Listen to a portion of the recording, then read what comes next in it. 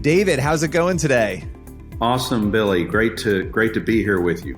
Well, great to have you here, and you are the director of Indivisible, and I've got a lot of questions for you about your background. You're an optometrist, and you're a filmmaker, and so we're going to get into that because I think that's incredibly interesting. But I want to start with Indivisible. This is a film that is available on Pure Flix. It's a really powerful film, and it's a true story. How did you come to sort of embrace this story and get involved in launching this into a feature film?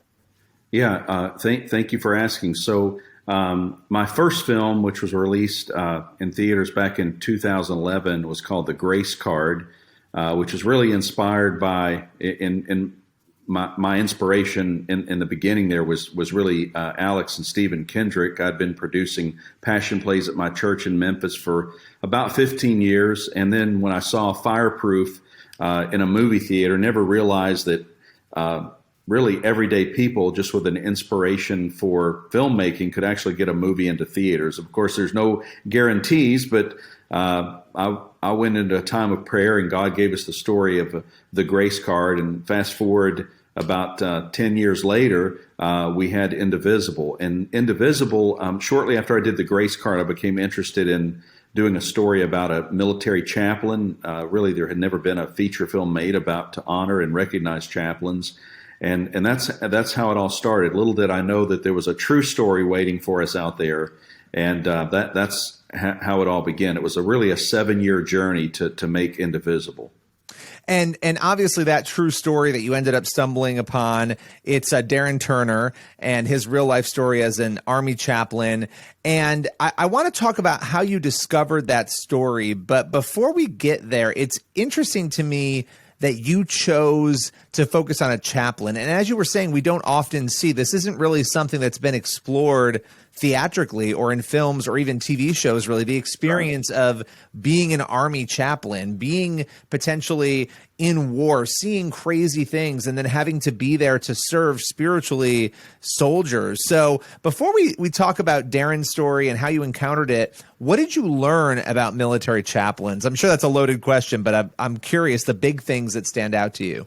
Well, just again, the important role they play in the lives of our soldiers. The suicide rate has been and still is quite high in all branches of the military, especially during times of deployment, and just the critical role they play in the lives of these soldiers, both when they're at home and when they're deployed. Sometimes they're literally the only person they have to talk to if they don't perhaps have a church home or a pastor or someone they can confide in to help them deal with the issues that they're facing, whether it's emotional, spiritual, physical, whatever it might be. And I just happened to come across a story on a news network one day talking about this chaplain whose marriage had been destroyed by a lengthy deployment, over a 1-year deployment to Iraq. And then the story continued to talk about how God had restored this chaplain's marriage after he returned home after serving in Iraq. His wife immediately realized he had changed so much that he couldn't be in her home anymore with her and the children. And then God miraculously restored their marriage. So that attracted me, and that's really the long journey we went on, is to get the military to give us the life rights approval to tell this person's story who's still in active duty today.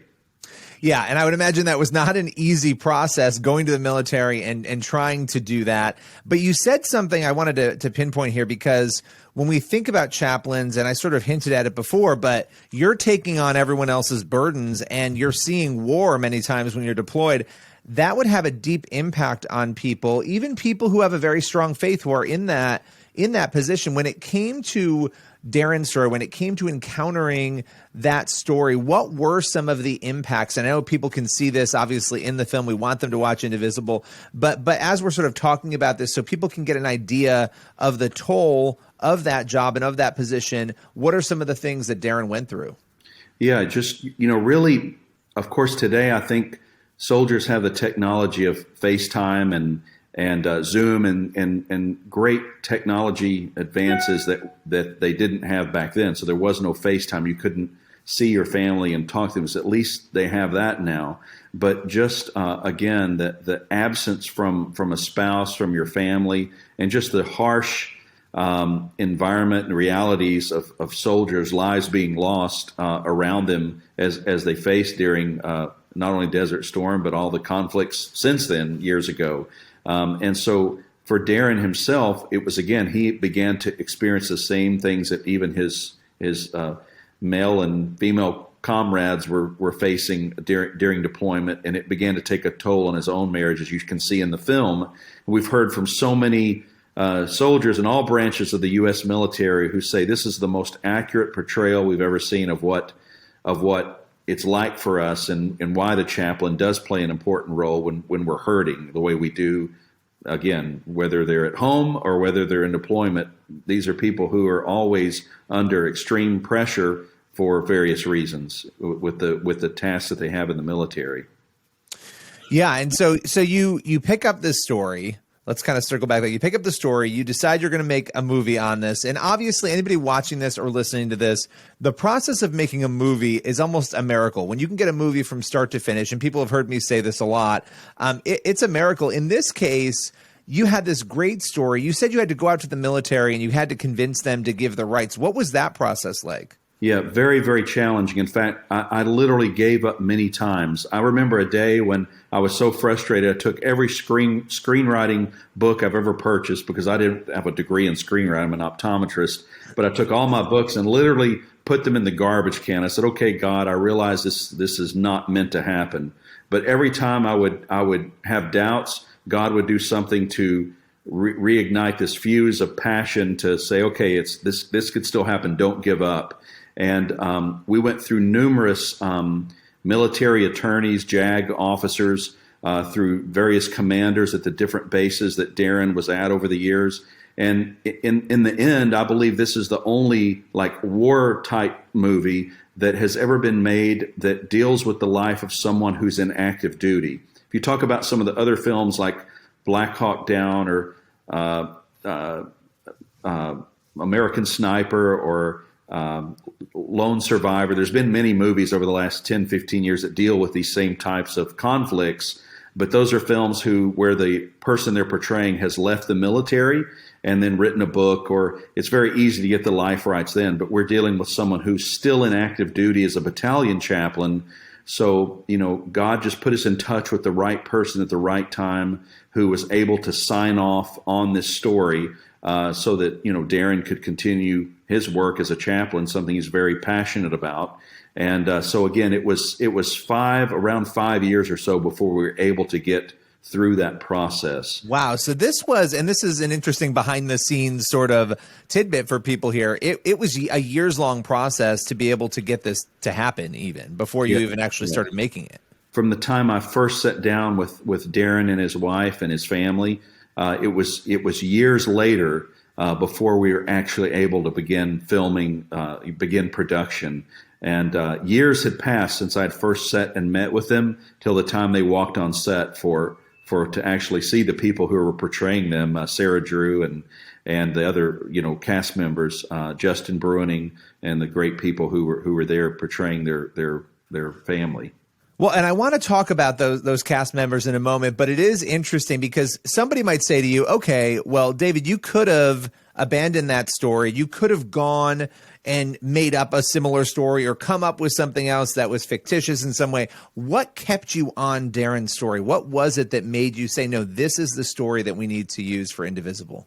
Literally, it was the passion that God had put in my heart to tell this story. I felt like it would do so much, not only for military families, but for marriages worldwide. And I believe we continue to get letters and notes and see posts online where people have used this as a tool. Chaplains across the country are now using this story. There's a devotional guide that's been made by another organization to kind of accompany the film to help in small groups that might exist on military bases that can use this as a tool.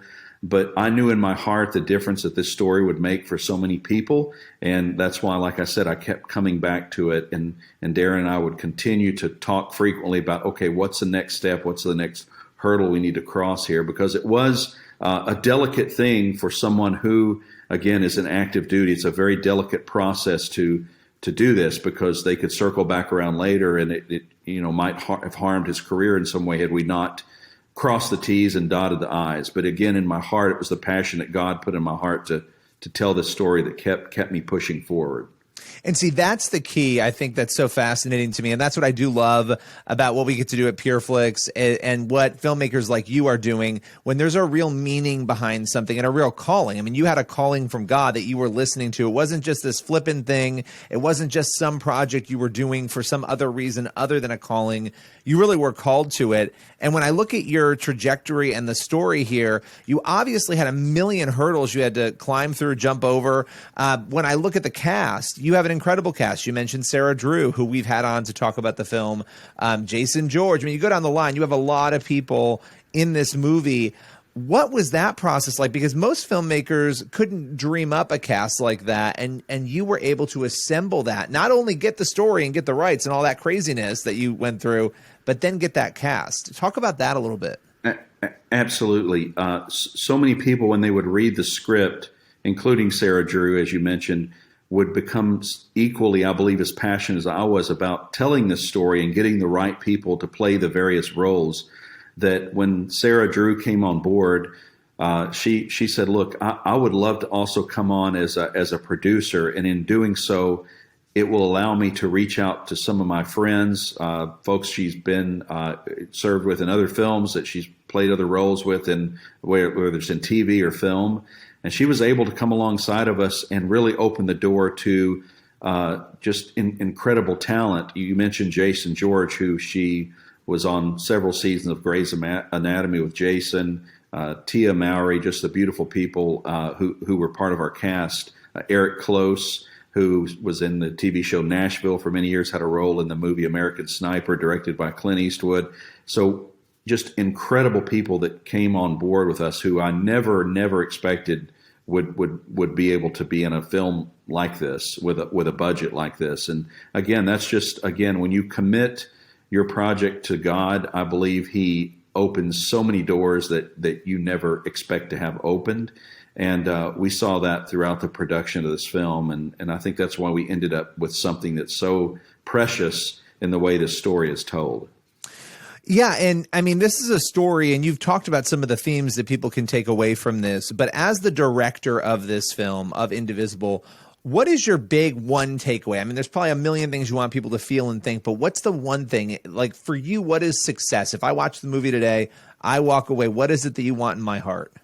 Well, I believe to know that, it's talking about just the relationship that you have. I believe in this case, we really focused on marriage, and the importance of the role that each person plays, whether it's the husband or the wife, the role each person plays in a marriage, and how, we try to share the message of, when we say indivisible, like putting on the armor of God, and that's a heavy message we have in the film, and in the important role that the armor of God can play in not only your own relationship with your spouse, but your relationships outside that with friends and family. But wearing the armor of God and how that can protect you from the enemy. And of course, in this case, we're talking about making reference to the enemy we're facing in Iraq, but really it's many of the enemies that we have in our own lives, and the way we have to put on that armor of God to protect us from the things that can tear apart our relationships. Yeah, and the enemy, right? Yeah, I mean, there's so much, to your point, that is up right against us. But yeah, I mean, that's a powerful word. For me, when I looked at your story, as we were gearing up to do this interview and I read about you, I was really fascinated to see, and I think the audience will be fascinated to know, that your day job, I mean, you're a movie director, you do this, but your day-to-day job, you're an optometrist, you're a doctor. And that's really interesting to me because, you grew up, you had interest in film at an early age. What was it, though? At what point did you say to yourself, obviously you have this successful career that is not movie making over here, where you said to yourself, okay, this is actually going to be more than just a hobby. It's actually going to be something I do professionally as well. Yeah, as I said at the beginning of our discussion here, I was so intrigued and touched by the story of Alex and Stephen Kendrick. They had a dream when they were young brothers of they would make films together. Never had any idea they would have a movie in theaters until Facing the Giants, came along. And or before that, Flywheel actually was the first film for them. And, I said, after doing 15 years of passion plays and being involved in productions in high school and college, after I saw Fireproof, I told my wife, I said, this is what God's been preparing us for without us knowing it. Through all these passion plays and productions, God, without us knowing it, has been training us, getting us prepared for this. And so when we made our first movie, The Grace Card, we took all the funds that we had, our personal funds, and made that film, which, like you said, this is just one of those things that really is not supposed to happen. But again, when you commit your plans to the Lord, God makes those things possible. So we took one film and built on that, and ultimately God gave us Indivisible, and we're continuing to pray about what He has next for us. But again, so many people go to film school, spend their life trying to make films that are never perhaps seen, or certainly never, see a movie, see the doors of a movie theater open up to show their film. And we just give all the glory to God for making this possible.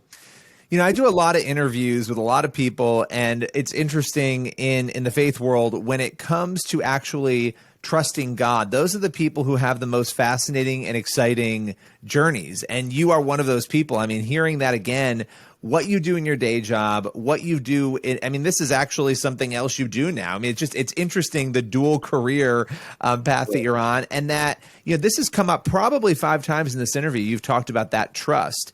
And that's so essential no matter what it is that we're doing in life, that we have that trust, that we follow what we're being called to do, even when it doesn't make sense. And it sounds like there were a lot of points, especially in the Indivisible journey, where things were not making sense and where you wanted to throw in the towel and you didn't. So when you look back at that and you look back at the overarching journey, not just with Indivisible, but with both films, what are the big lessons you've walked away with? Just even, it doesn't even have to be Hollywood, but in life, in faith.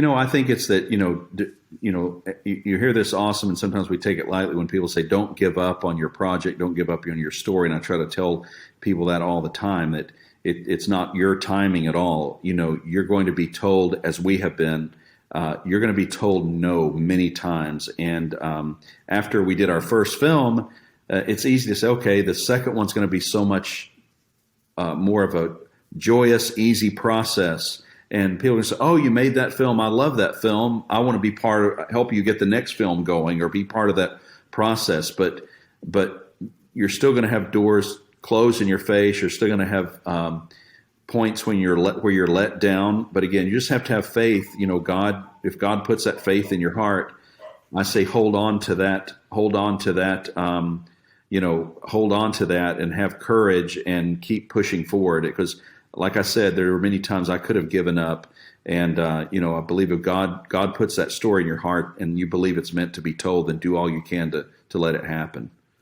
That is a good word. And everybody watching or listening, you can head over to Pure Flix and watch Indivisible. David, thank you so much for joining us today. Really appreciate your time and hearing your journey and your story. Thank you so much. Glad to be a part of this.